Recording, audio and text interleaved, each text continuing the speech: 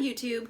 Today in the Naughty Librarian, I am doing the summer book tag. I originally saw this tag on Bookabelle's channel, but I don't think she's the originator of the tag, so I will post a link to both her video and the original tag video down below so you can check them out. I like doing tags to like honor the beginning of a season, just something I like to do. So let's do this summery book tag and like get into the spirit. Let's get all summery feeling. Number 1, what book cover makes you think of summer? I definitely have to say the Unhoneymooners by Christina Lauren. Look how summery it is. Like, it's got like tropical stuff on it and little hearts and it's yellow. This is like made of summer. Like if summer became a book, it'd be this, right? Like it's totally summery. It also takes place in Hawaii and it's like a honeymoon and I'm like all about it. Oh my gosh, it's summer. Summer to the max. Number 2, what book brightened your day? I went with The Way You Make Me Feel by Maurene. Basically, I was having kind of a crummy day when I started reading this, and by the end of it, I was just like so happy. Like it fully like transformed my day from kind of crummy to like pretty okay. Like it's very optimistic in the end, and the whole thing is basically like a big summer love letter to Los Angeles. And I love Los Angeles. I live here, and I love the summer, and it's big summer in LA story, and I loved it so much. It was just adorable and heartwarming and very optimistic, and it just brightened my day completely. Number 3, find a book cover with yellow on it. I went with The Bride Test by Helen Hoang because look at all the yellow on this cover. So much yellow. And also, this is one of my most anticipated books of 2019. I am so excited that I own it. I pre-ordered it special from this bookstore because they were selling like personalized signed copies, so I have a personalized one. I'm so excited for it. Oh my goodness gracious. Helen Hoang wrote The Kiss Quotient, which was one of my favorite books of 2018. This is the sequel to it, and I'm so excited. Oh my gosh, I'm so excited. And it's so yellowy and summery and fun, and I'm really excited. Have I said I'm excited? Because I feel like I said it like 8 times just now. Number 4, what's your favorite summer beach read? I picked Hired by Zoey Castille because when I think about reading a book on the beach, like I want to read a trashy romance novel, right? Like it's perfect. Like I can have like a drink, I could be sitting on the beach with my umbrella because I don't want to bake in the sun. Like I'm very pale, like it's not fun for me to be in the sun, but I do enjoy the beach, and just having like the nice weather and a drink and a trashy romance novel is like a beautiful moment for me. I'm so excited about that. And this one, it is kind of Magic Mike fan fiction. It's a bit about male strippers, and this one does take place in New Orleans as well, which technically has a beach. It's a port, so I mean it does touch the ocean, but it's not really like a beachy state.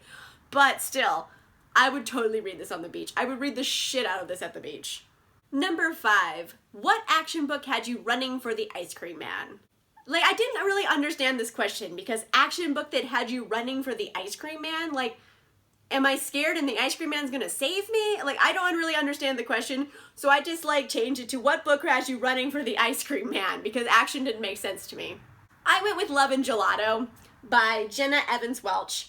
I have not read this yet, but I have been planning on reading it. And I mean, it's got ice cream on the cover, so bam, ice cream. And it's kind of really, I don't know, it's kind of an interesting coming-of-age story. It's this girl who went to Tuscany in Italy for the summer because it was her mother's dying wishes. She goes to meet her father. And, I mean, it's got Italy, it's got summer, it's got dramatics, it's got gelato, which is ice cream. I'm way into it. So I think this would have me running to the ice cream man because it's made of ice cream, apparently. Number 6, Sunburn. What book left you with a bad or painful ending? I went with Restore Me by Tahereh Mafi because I was really hyped to read this. And then I read it and I was like, oh no. Like it so disappointed me on like a million levels. And the end of it was not only soul crushing because of what happened to the characters, but also it just wasn't very good. So definitely sunburned me. Like, oh, like this one like really hurt me a lot. Like, it's back to being better now, but this is the misstep of the series. It's just not very good. Number 7, Sunset. What book gave you the happiest of feelings when it ended? I went with The Upside of Unrequited by Becky Albertalli because when I read this and I closed it and I finished the book, like, I literally hugged it. Like, I literally hugged it. Like, it was so sweet that I was like, oh my goodness. There's there's very few books that like I hug unironically, and this is one, like my body just did it naturally. Like I just hugged it. So it has a very heartfelt, slightly bittersweet, but very hopeful ending, and it was just perfect. It was like the perfect ending, and I genuinely hugged this book, so filled me with the warm sunset fuzzies. Number 8, what book reminds you of a sunset? I picked Candle and the Flame by Nafiza Azad. I just got the ARC recently, and all of the colors on it, right, like, they just kind of seem sunsetty to me. They're all, like, that soft pastel kind of color, but they're still kind of vibrant. And it's got, like, that cerulean color, and the oranges, and the reds, and the gold, so it's very sunsetty to me. It's a gorgeous cover, and I'm super excited to read this book, so yeah, this is, like, sunsetty to me. I just feel like sunsets are a big part of it. Number 9, what is one book or series you plan to read this summer? I'm gonna read the Court of Thorns and Roses series by Sarah J. Maas. It's finally happening. I am finally going to read it. I am very happy about it. Like, it's been my goal to read all of the Sarah J. Maas books this year, so I've been doing one a month every month. And this is my last series from her that I need to read. So I'm super into it. I've heard great things. I read the Throne of Glass series first, and now I'm reading this one. I know there's more smut in this one, so I don't know how to feel about it yet. I have to read it.